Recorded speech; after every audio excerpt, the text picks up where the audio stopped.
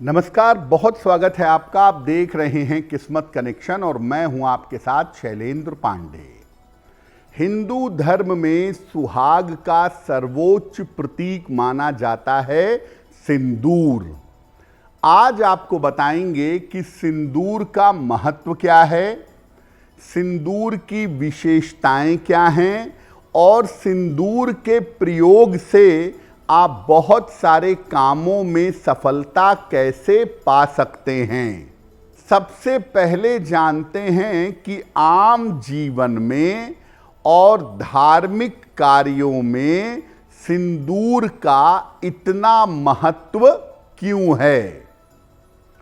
देखिए, सिंदूर जो होता है मुख्यतः नारंगी रंग का होता है और महिलाएं इसे सौभाग्य के लिए और श्रृंगार के लिए प्रयोग में लाती हैं, सौभाग्य और श्रृंगार के लिए प्रयोग करती हैं।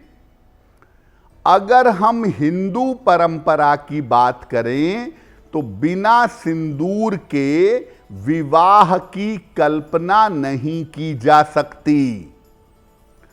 ज्योतिष में सिंदूर को मंगल ग्रह से जोड़ा जाता है, इसीलिए सिंदूर शुभता का और मांगल्य का प्रतीक है, मंगलकारी भी होता है।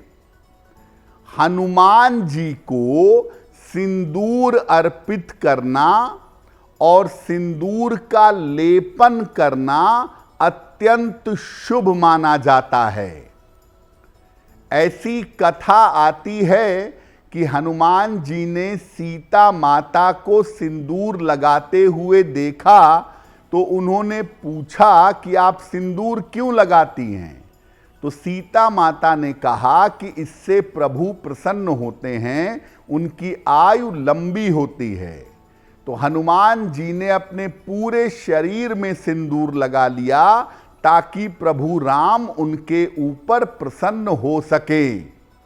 तो हनुमान जी ने एक बार सीता माता से प्रेरित होकर सिंदूर लगा लिया था पूरे शरीर में, तब से उन्हें सिंदूर अर्पित करना शुभ माना जाता है।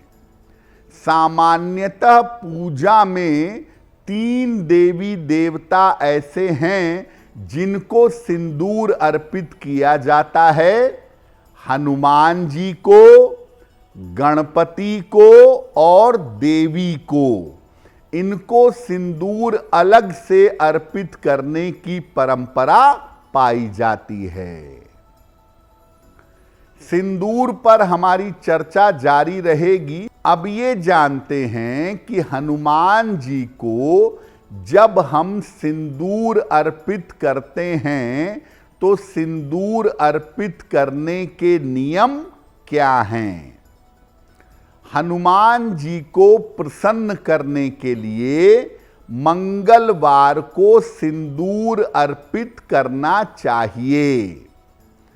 अगर मंगल आपकी कुंडली में बाधा दे रहा है या जीवन में कोई विशेष संकट आ गया है तो हनुमान जी को चमेली का तेल और सिंदूर अर्पित करना चाहिए।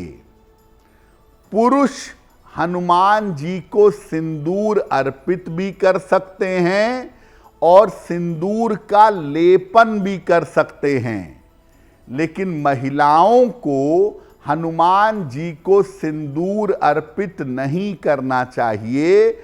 महिलाओं के लिए बेहतर होगा कि वो सिंदूर के स्थान पर हनुमान जी को लाल फूल अर्पित करेंगी। अब ये जानते हैं कि जब माता दुर्गा को सिंदूर अर्पित करते हैं, देवी को सिंदूर अर्पित करते हैं, तो उसके नियम क्या हैं।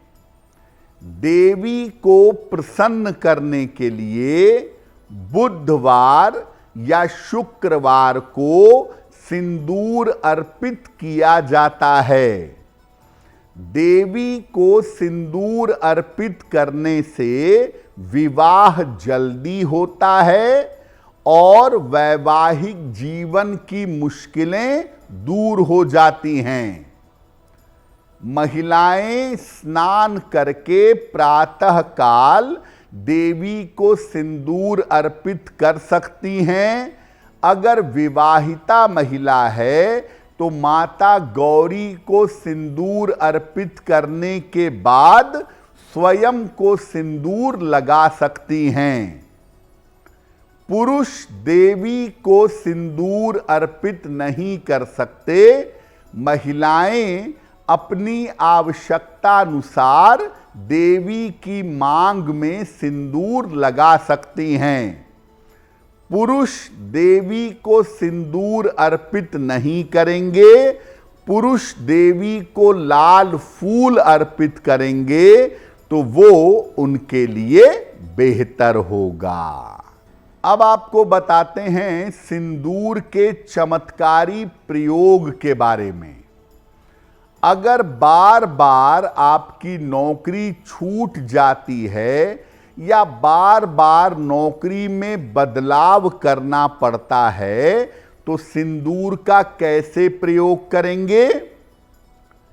किसी भी मंगलवार को हनुमान जी के मंदिर जाएं, हनुमान जी के चरणों का सिंदूर ले आएं, एक चौकोर सफेद कागज पर उस सिंदूर से स्वस्तिक बनाएं और इस कागज को अपने पर्स में अपने काम करने की जगह पर रखेंगे। आपकी नौकरी से जुड़ी हुई जो तमाम समस्याएं हैं वो तमाम समस्याएं दूर हो जाएंगी। अगर आप कर्ज से परेशान हैं तो कर्ज से मुक्ति के लिए सिंदूर का प्रयोग कैसे करेंगे? चमेली के तेल में सिंदूर मिला लें। जितनी आपकी उम्र है उतने पीपल के पत्ते ले लें। हर पत्ते पर उसी सिंदूर से जिसमें चमेली का तेल मिलाया है उससे राम लिखेंगे। इन पत्तों की एक माला बना लें और इस माला को मंगलवार को हनुमान जी को अर्पित कर दें। कम से कम 3 मंगलवार आपको ये प्रयोग करना चाहिए और हनुमान जी से प्रार्थना करनी चाहिए।